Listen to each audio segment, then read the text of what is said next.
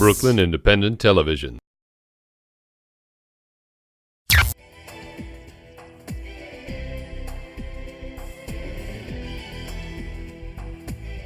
Welcome to Brooklyn Elected Officials. I'm your host, New York State Assembly Member Nicole Malliotakis. Today I'm joined by Terence Ricaforte and Michael Connors, who are both of Connors and Sullivan Attorneys at Law in Bay Ridge, Brooklyn. Thank you both for being here. Thank you. Now, I just want to give a little bit of background for those viewers at home so they know exactly who we are speaking with today. I'll start to my immediate right. We have Michael Connors, who is a resident of Bay Ridge, Brooklyn. He is a 1972 graduate of Pace Universities, and he also served in the United States Army with the military police in Germany. Thank you very much for your service. Upon his honorable discharge, he enrolled in Brooklyn Law School and graduated in 1979. Mr. Connors opened his private practice in Bay Ridge in 1981 and formed Connors and Sullivan in 1986. He specializes in trusts and estates with a strong emphasis in estate planning and elder law. HBO has filmed Mr. Connors' a seminar titled Elder Care and the Law. He has also appeared on CNN, New York One, and ABC News. And most recently, he started a radio show. He is now the host of a show specifically dedicated to elder law and estate planning. It is on the radio, WORAM, Sunday nights at 10 p.m. Thank you very much, Michael, for being with us. Thank you for the plug. To his right, we have Terence Ricaforte, who is an associate with Connors and Sullivan. He is born and raised in Bay Ridge. He is a graduate of New York Law School. He served in both the Manhattan District Attorney's Office and the Miami State Attorney's Office. He is a mentor in the Big Brothers Big Sisters program, and he fundraises for the American Heart Association when he has free time. And thank you very much, Terence, for joining us today. Thank you. I wanted to dedicate today's show to the topic of spousal refusal, which is something that really it's a vital protection afforded to our aging population here in the state of New York. And just to give the viewers at home some background, in the Governor Cuomo's executive budget proposal, which he unveiled about a month and a half ago, he wanted to do away with the right of spousal refusal. Now, just to define what spousal refusal is, it allows seniors who are in the community to separate their income and resources from their spouses whom have to be serviced in a nursing home or need home care due to chronic health needs, long-term health care, and thousands of New Yorkers take advantage of this every day.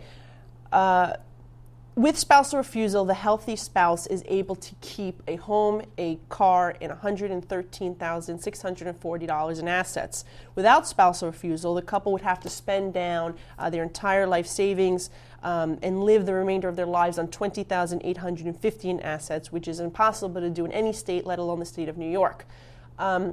Myself, along with many of my colleagues in the New York State Assembly and the Senate, have rejected the governor's proposal to eliminate spousal refusal in our one-house budgets. So now we are in the final weeks of the budget negotiations in Albany, and it is now, the governor wants to eliminate it. We're trying to keep it in. And so we'll see what happens by April 1st. We will have, I guess, a final determination of whether spousal refusal will be kept in the state of New York. And so I just wanted to ask, we'll start with you, Mike. Can you just please talk about some of the requirements for spousal refusal? Yeah, well, let me give an example. Let's say we have a husband and wife. Husband has a stroke. And he's positioned maybe where he has to go to a nursing home, or maybe he can come home with 24-hour, 7-day-a-week care through home care Medicaid. So what would happen in that case typically? Husband transfers all his assets to his wife's name. She then signs what's called a spousal refusal. It's a form right now. If you live in New York City, it's a form that New York City Social Services gives you, spousal refusal. You submit that form. The husband's eligible for Medicaid once he's under $14,250 in assets. Home technically does not count if the home is worth less than $786,000. That's a separate issue that we can talk about later. So husband transfers everything to wife. Wife signs spousal refusal.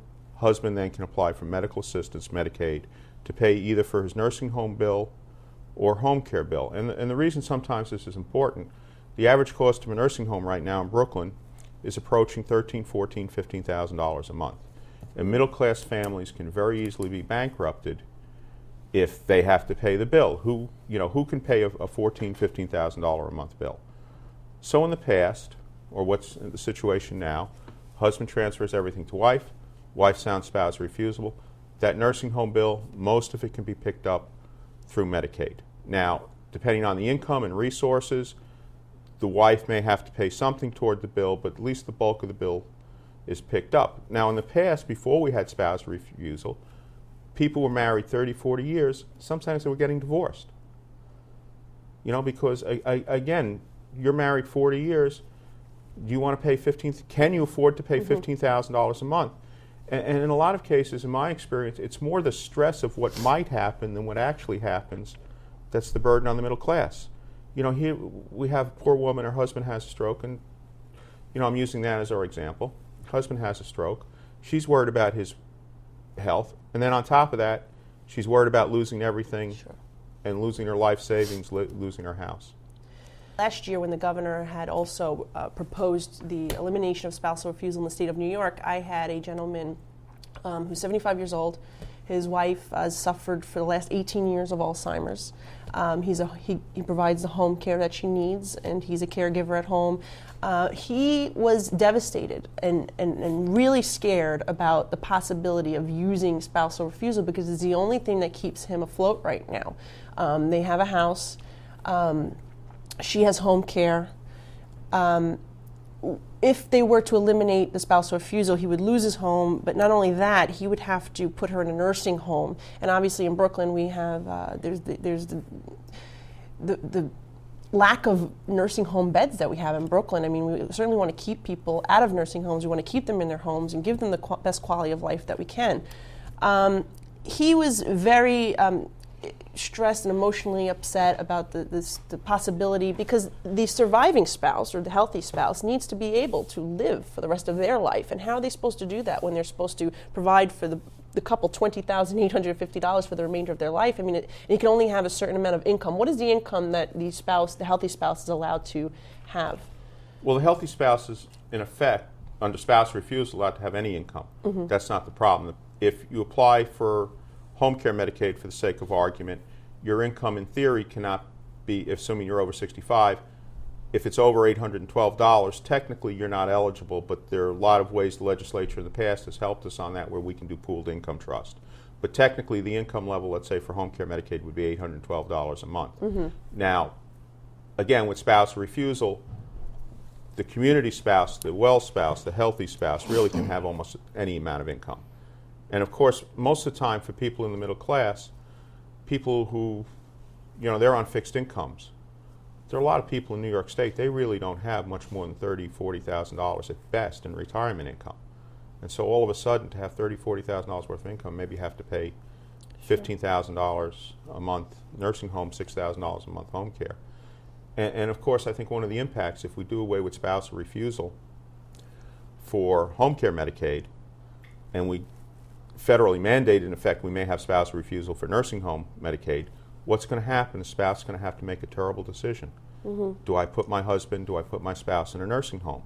Because then the nursing home bill would be picked up through spousal refusal in New York State. The average cost of a nursing home is $15,000 a month. The average cost of home care is maybe $5,000 a month. So I don't see how it's even going to be positively impact on the New York State budget. But I'm not an economist or a... Well, that's what it is. I mean, the governor estimates that this would save $34 million a year, but really that's untrue when you calculate what you're saying, the increased cost to the state in terms of paying for the nursing home versus the home care. And plus, without the spousal refusal, this gentleman now will have nothing in his name either, and so he will rely on Medicaid and other social programs to get by. So I'd like to turn it over to you, Terence. If you could just talk a little bit about your experience as an attorney specializing in elder law. I mean, do you have many individuals in Bay Ridge or in Brooklyn in general that come to see you, and what are their concerns? Their concern is basically, what are they going to do when mom or dad becomes sick, and then the rising care of health care, what's that going to be, how is that going to affect their family assets and what they saved all their lives? And then if the government's proposal goes forward, we're basically going to use all of what they've saved over those years, what they paid in taxes, and it's all going to go down the drain for what? To say $54 million a year? The trigger effect of this is that you're going to put people on more social programs, like you said, welfare. They'll go to the nursing home. You're going to compound the problem. It's not going to be a $54 million problem. You're going to make something that's maybe 50 more, 4 million, 6% of the total Medicaid budget, and you're going to double, triple it, 150 million. It doesn't make sense to me. But more of the point is, if they're worried about the abuse of spousal refusal, okay, the state already has remedies in place to take care of that. It's called, when you sign a spousal refusal, there's an implied contract that the state could seek reimbursement from the well spouse for any of their excess resources above what's now $113,000, for argument's sake. And you can negotiate with the state, with whatever excess resources you have, to reimburse the state for whatever Medicaid benefits they paid for the institutionalized spouse and or the spouse who was receiving community Medicaid. Sometimes, we have to be frank about this. Not all the time do the ill spouse, do they use these Medicaid benefits that are going to they could equal up to maybe $50,000. So the new spouse, the well spouse, they may have those resources to reimburse. But if you're going to impoverish them automatically with a broad sweep, you're going to do away with the remedies that are already in place.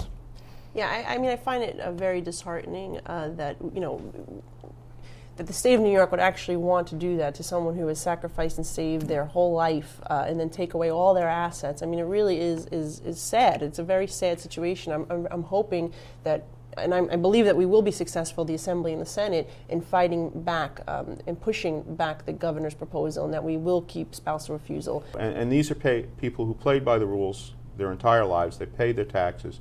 They worked hard, and we're sending the wrong signal. You're better off not working hard. You're better off not spending your money, because in the end, it's going to go toward your nursing home bill. I think we have a contract with these elderly people. They did their job in this country for 30, 40, 50 years. We owe it to them when they turn into the senior years, if they get sick, to take care of them. As a conservative, I believe that government should only be involved where the private individual can't pay the bill himself. What middle-class family can afford to pay $15,000 a month? Even what middle-class family for home care can afford to pay $6,000, $7,000 a month? If that's the case, we should have all our own police officers. That's a spot where government should come in. And I agree. I mean, I don't believe that the problem of healthcare spending, is the hardworking families that have planned for retirement their whole lives. We should really be focusing as a government on the waste and abuse and the fraud in the Medicaid system. The budget for the Medicaid system annually in New York State alone is $52 billion. We spend more in New York State than we do in California. We spend actually 18% more than the state of California, yet California has 17 million more residents. So clearly there's something wrong here. And so I just wanted to talk to you a little bit about what you think maybe the government should be focusing on, because clearly there's overbilling by hospitals, there's unnecessary billing by hospitals, there's a lot of fraud. Recently, this past October, they arrested 4 couples in Staten Island who owned $1 million homes. They had sold real estate and business ventures totaling $700,000 that year. They had fancy cars, and they owned property, actual strip malls. So it was unbelievable that people like this were bilking the system and getting $30,000, $40,000 worth of Medicaid treatment. And so, this is something that we need to address. I mean, is there anything that you think the state should be focusing on specifically to combat the Medicaid fraud in New York?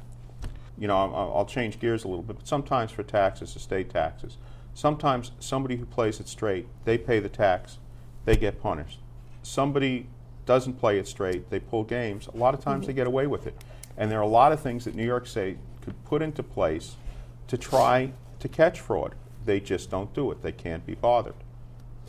Well, I will say that in 2009, prior to me entering the legislation, we had what was in place called the Medicaid Resource Asset Test, and they did away with that in 2009. They voted to eliminate it. You no longer need to really prove your assets to apply for Medicaid. You could just basically fill out a form. And unfortunately, with this, this is what led to many of those arrests that I mentioned earlier in Staten Island and across our state, because people were who had significant assets were applying for Medicaid.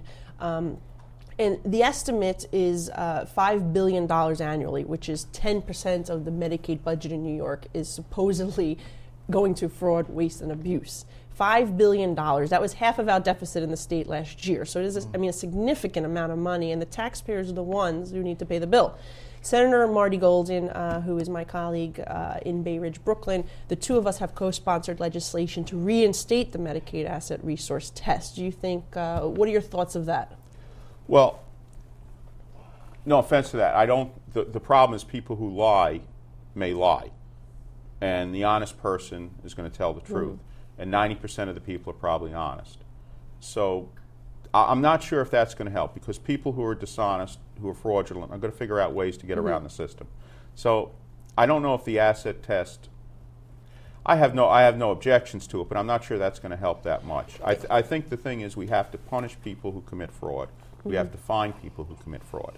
And that's, that I think is the key issue. Yeah, well, I think the asset test would force them to show documents, bank statements, et cetera, to show what they actually have in possession. The analogy I would make is mortgages as opposed to stated income. Now they've done away with that, and then the asset test kind of, it would be just like the banks are now when you're applying for mortgages. You have to bring in all of your documentation. It's got to be proved up. Yes, like Mr. Connors said, 90% of the people are probably honest, but if the 10% of the people are causing this huge financial burden, you got to do something. There is something to say for, perhaps an intermediary or someone along those lines submitting the application for Medicaid.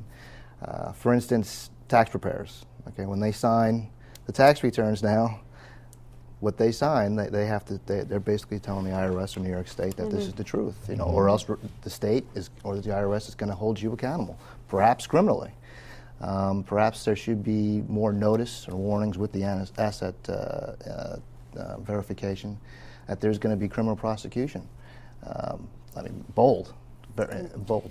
It seems that district attorneys throughout the city have really been honing in on these types of crimes, and certainly, as I mentioned in Staten Island, we had 4 couples that were arrested, but there's been a significant number of arrests, which is a great testament to the part of our district attorneys who have really been focusing on this type of criminal activity. Again, $5 billion annually, it's definitely not chump change, especially when you're looking at the elimination of spousal refusal would only save the state $34 million. So clearly the government should be focusing in other areas in terms of fraud and abuse.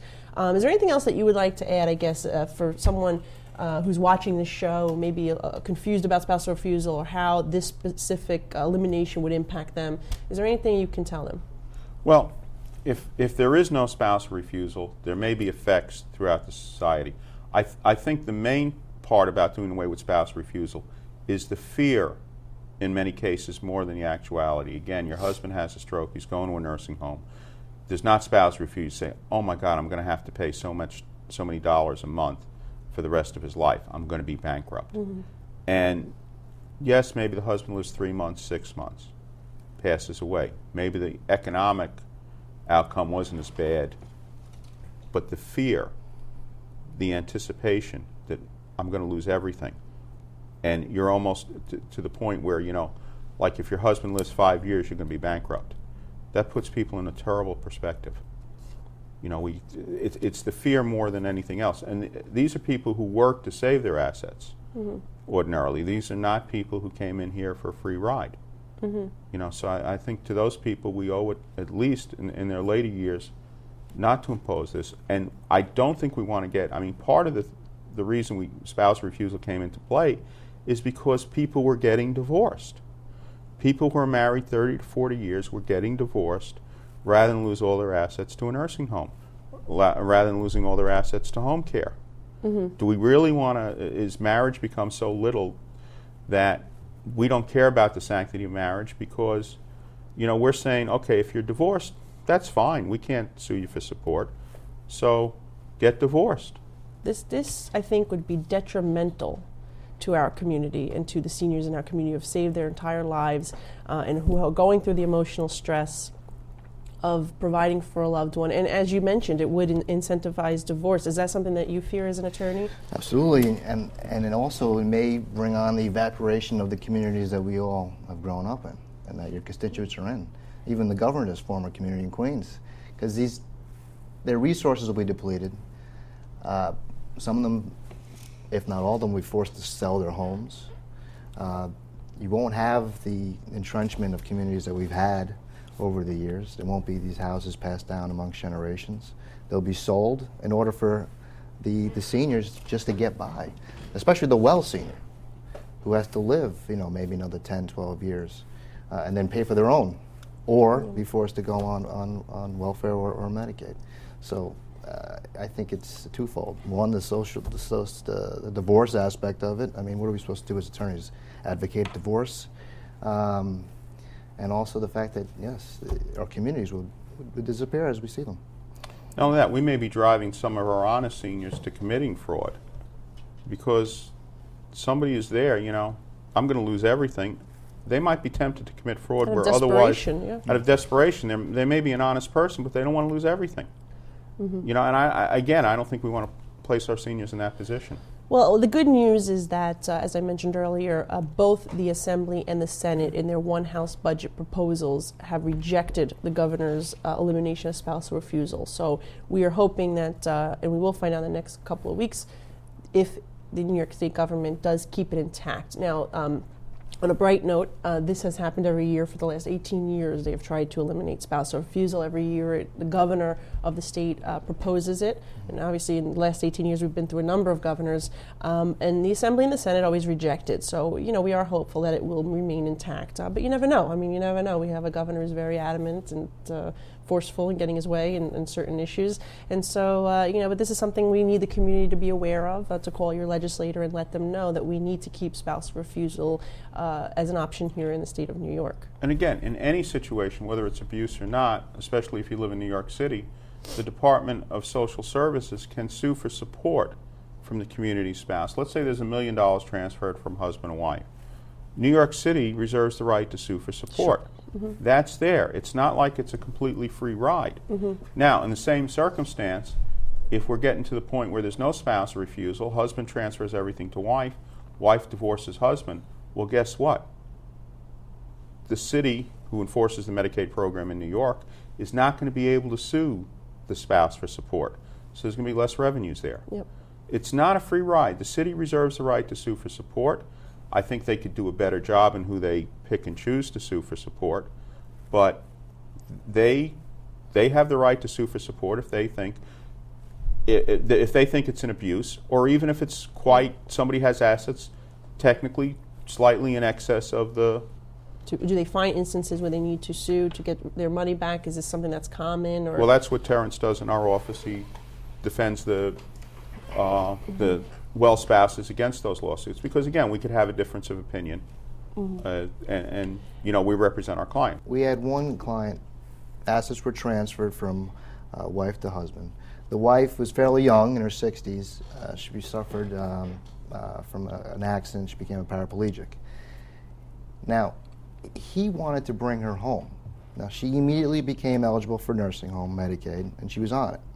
Then, of course, the city sought reimbursement through a lawsuit against him. But we were able to negotiate and show the city that he had used his excess resources to renovate his home to bring her home, where his daughter lived with him. Sure. Okay, so that was an area where, the city, they sought their right for reimbursement, but they saw that, maybe this is a case where we shouldn't go after it, and they dropped it. There's other cases where, yes, there's resources available to the well spouse, and we can negotiate. But we have to bring into account the well spouse's provisions for her or him that they're going to need in their retirement for their health for their well-being. And the city, that's why I think that's the appropriate avenue for the city to remedy any abuse, because they really can see with a fine-tooth comb what the abuse is, if there is any, what we can get back in revenue. But if it's not the perfect scenario, then they'll let it go.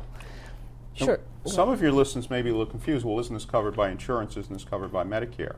But Medicare ordinarily, let's say for the sake of argument, pays very little toward home care, and only pays for the first 100 days in a nursing home.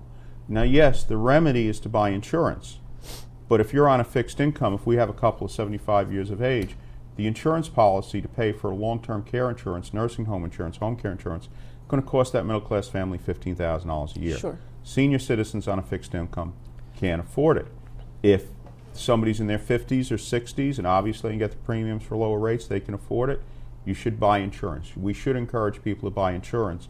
So hopefully this is a problem that's not lasting indefinitely in the future. But the people who were 60 years of age 20 years ago, nobody bought nursing home insurance back then. And the issue that you brought up is a good point, Terence, that when you were forced to spend down to this $20,850 level for the couple to live their entire lifetime, you're not even talking about the improvements you need to make to the home to accommodate wheelchairs, or et cetera, and linens that you may need because the spouse has Alzheimer's and has medical issues. So there are many additional costs. You're not just talking about a regular couple living in a home, you're talking about many expensive additional alterations you need to make to the home, or extra materials you may need. And so that really is something that needs to be addressed as well, or at least taken in consideration when you're thinking about eliminating spousal refusal. But that's all the time that we have for today's show. I'd like to thank my guests, Terence Ricaforte and Michael Connors, both attorneys with Connors and Sullivan. Please remember to watch Mr. Connors, listen to Mr. Connors' show on WR Radio Sundays at 10 p.m.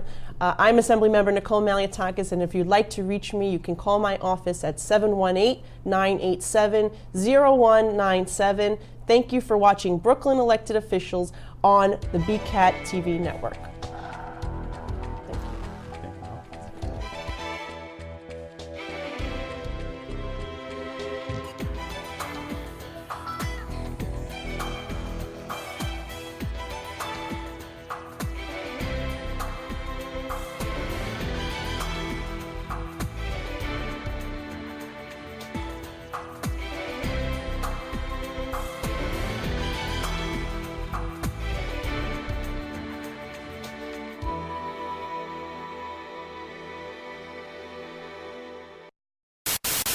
Watch this and other Brooklyn Independent Television episodes online at breakartsmedia.org/BIT.